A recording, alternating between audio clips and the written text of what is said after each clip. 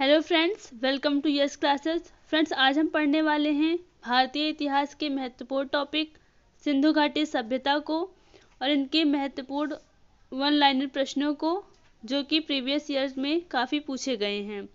Video को शुरू से लेकर लास्ट तक ज़रूर से देखिएगा और अगर आपने अभी तक हमारे चैनल को सब्सक्राइब नहीं किया है तो जल्दी से जाएं और चैनल को सब्सक्राइब करें। वीडियो को लाइक करना ना भूलें।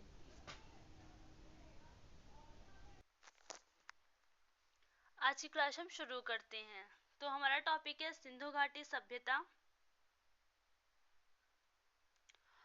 सिंधु घाटी सभ्यता का काल कितना था?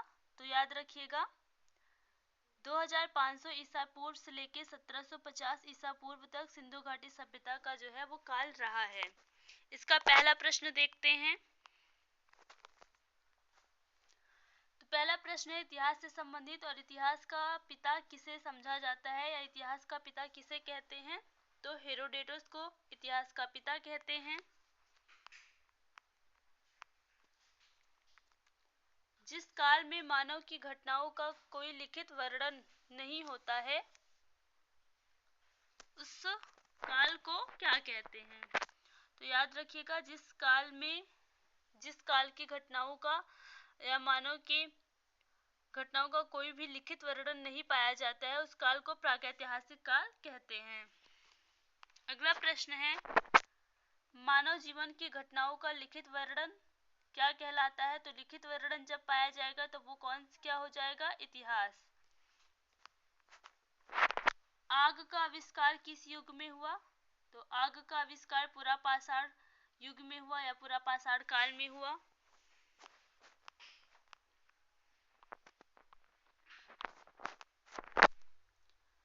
पुरापाषाण काल में मानव की जीविका का मुख्य आधार क्या था? तो पुरापाषाण काल में मानव की जीविका का मुख्य आधार उनका शिकार करना था। पहिए का आविष्कार किस युग में हुआ था? पहिए का आविष्कार नवपाषाण युग में हुआ था। हड़प्पा सभ्यता का प्रचलित नाम कौन सा है? हड़प्पा सभ्यता का कौन सा नाम है जो प्रचलन में है? तो सिंधु घाटी सभ्यता के नाम से इसका प्रचलन है। सिंधु की सभ्यता या सिंधु घाटी सभ्यता का काल क्या माना जाता है?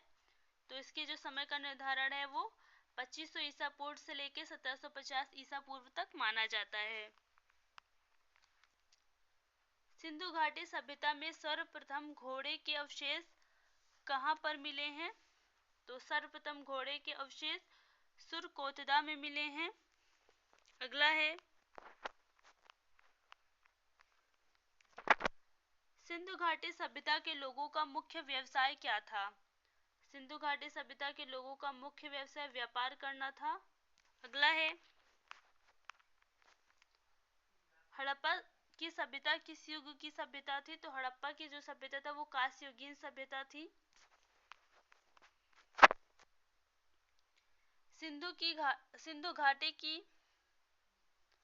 सिंधु घाटी सभ्यता में घर किससे बने होते थे? तो सिंधु घाटी सभ्यता में घर ईंटों से बने हुए थे। हड़प्पा के लोग कौन सी फसल में सबसे आगे थे या फिर कौन सी फसल उन्होंने सबसे पहले उगाई थी? तो कपास जो है उस फसल में वो उस फसल की खेती यानी कपास की सबसे अधिक खेती करते थे। हड़प्पा सभ्यता की खोज सर्वप्रथम किसने की थी? हड़प्पा सभ्यता की खोज सर्वप्रथम दयाराम साहनी ने 1921 में की थी। हड़प्पा कौन सी नदी के किनारे है? तो रावी नदी के किनारे है। वर्तमान में हड़प्पा पाकिस्तान के मोंटगोमरी जिले में स्थित है। सिंधु सभ्यता का प्रमुख बंदरगाह कौन सा था? लोथल, जो कि गुजरात में है। तो सिंधु सभ्यता का प्रमुख बंदरगाह लोथल था। सिंधु कौन से नदी के किनारे है बताइएगा? सिंधु सभ्यता का जो है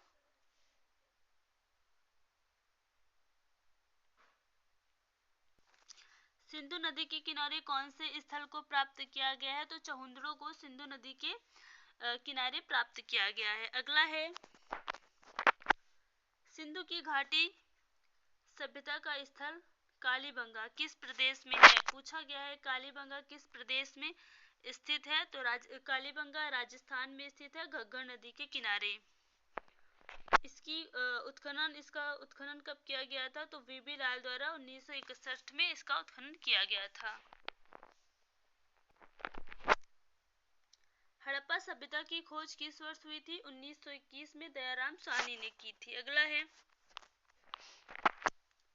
हड़प्पा के लोगों की सामाजिक पद्धति कैसी थी? हड़प्पा के लोगों की सामाजिक पद्धति उचित समतावादी थी। नखलिस्तान सिंधु सभ्यता के किस स्थल को कहा गया है? नखलिस्तान जो है वो सिंधु सभ्यता के मोहनजोदड़ो को कहा गया है। मोहनजोदड़ो कौन सी नदी के किनारे स्थित है? मोहनजोदड़ो सिंधु नदी के किनारे स्थित है।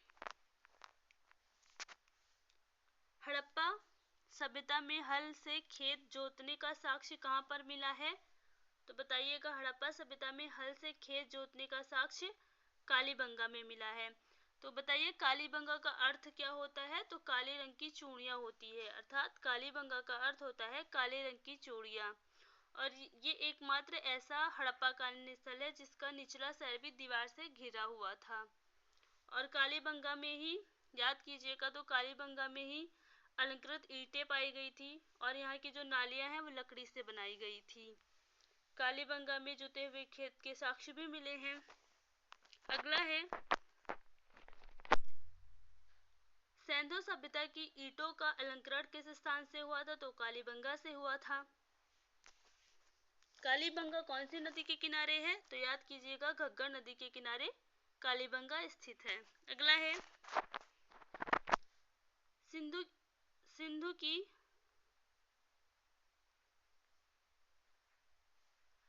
की सभ्यता में एक बड़ा स्नान घर कहाँ मिला है? तो कहाँ पर मिला है? मोहनजोदड़ो में सबसे बड़ा स्नानागार मिला है। सिंधु सभ्यता की मुद्रा पर किस देवता का चित्र अंकित है? आग शिव का। सिंधु की सभ्यता में जो मुद्रा थी उस पर आग शिव का चित्र अंकित है। मोहनजोदड़ो का अर्थ या फिर मोहनजोदड़ो को और अन्य किस नाम से जाना जाता है? तो मोहनजोदड़ो का अर्थ क्या होता है? मृतकों का टीला। सैंधव स्थलों के उत्खनन से प्राप्त मोहरों पर किस पशु का प्रकीर्णन है? तो बताइएगा किस पशु का प्रकीर्णन है? बैल का।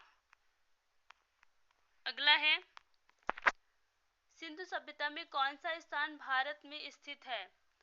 तो इसमें 4 ऑप्शन दिए होंगे जिनमें से 3 भारत में स्थित नहीं होंगे और 1 होगा। तो इसमें दिया गया है लोथल। तो सिंधु सभ्यता का कौन सा स्थान है जो कि भारत में स्थित है? लोथल कहाँ पे है? गुजरात में है, अहमदाबाद जिले में। लोथल भोगवा नदी के किनारे स्थित है। हड़प्पा में खोजा गया सबसे पहला पुराना शहर कौन सा था? तो हड़प्पा था। भारत में खोजा गया सबसे पहला और पुराना शहर हड़प्पा था। भारत में चांदी की उपलब्धता के साक्ष्य कहाँ पर मिले हैं? तो हड़प्पा कालीन संस्कृति में चांदी की उपलब्धता के साक्ष्य मिले हैं। मांडा किस नदी पर स्थित है? मांडा किस नदी पर स्थित है? तो चिनाब नदी पर स्थित है। और वर्तमान में मांडा कहाँ पर स्थित है? जम्मू कश्मीर में स्थित है। और यह हड़प्पा सभ्यता में विस्तार का सबसे उत्तरी भाग है। और सबसे दक्षिणी भाग कौन सा है? तो याद कीजिएगा, दैमाबाद हड़प्पा सभ्यता में विस्तार का सबसे दक्षिणी भाग है जो कि महाराष्ट्र में है, प्रवरा नदी के किनारे। पूर्वी भाग कौन सा हो जाएगा? आलमगीर उत्तर प्रदेश के मेरठ जिले में स्थित है, हिडन नदी के किनारे। और पश्चिमी भाग हो जाएगा सुतकांगेडोर बलूचिस्तान में, दाश्क नदी के किनारे।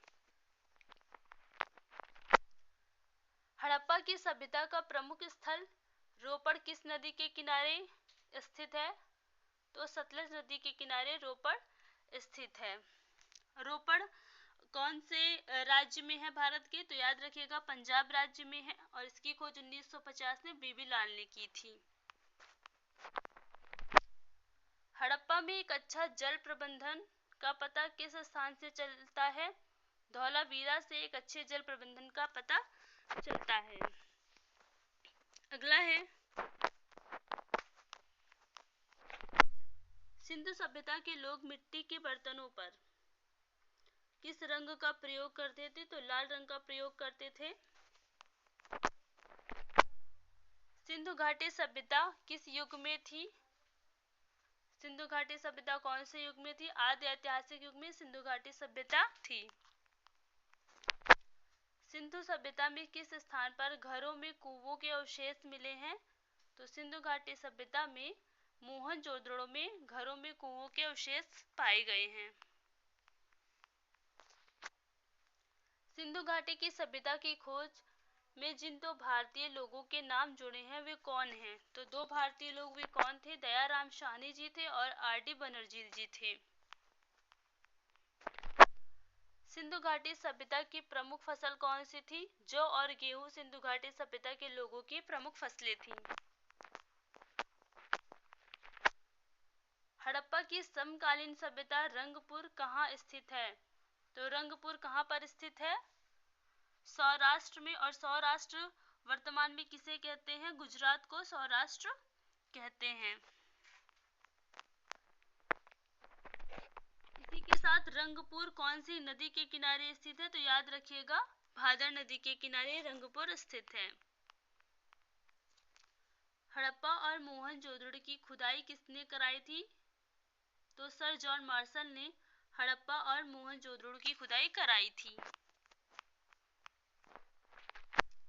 सिंधु सभ्यता के लोग सबसे अधिक किस देवता में विश्वास रखते थे? तो किस देवता में विश्वास रखते थे?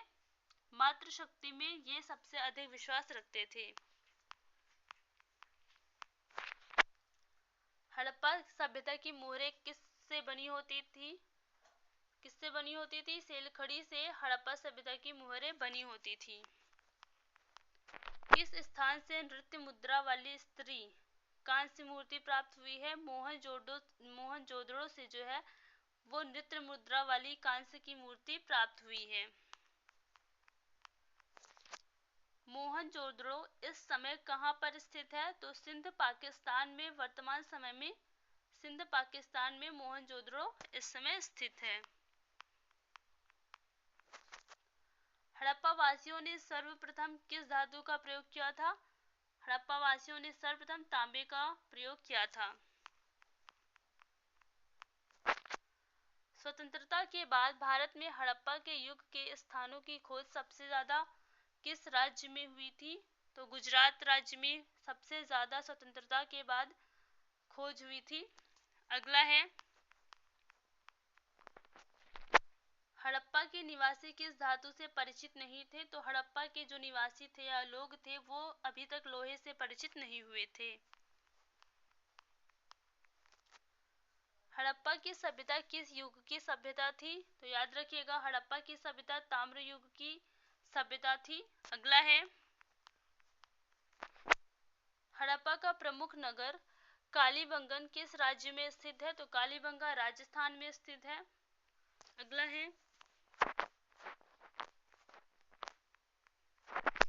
हड़प्पा के निवासी किस खेल में रुचि रखते थे? तो शतरंज में हड़प्पा के निवासी अधिक रुचि रखते थे।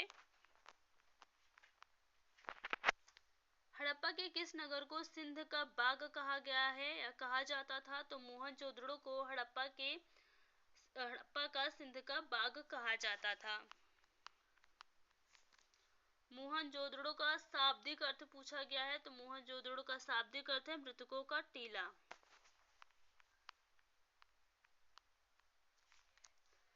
हड़प्पा के निवासी घरों एवं नगरों के विन्यास के लिए किस पद्धति का प्रयोग को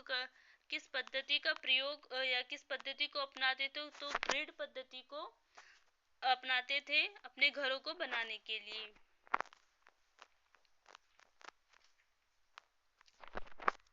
अगर हमारी क्लासेस पसंद आई हो तो वीडियो को लाइक कीजिएगा, चैनल को सब्सक्राइब कीजिएगा। मिलते हैं नेक्स्ट वीडियो में। धन्यवाद।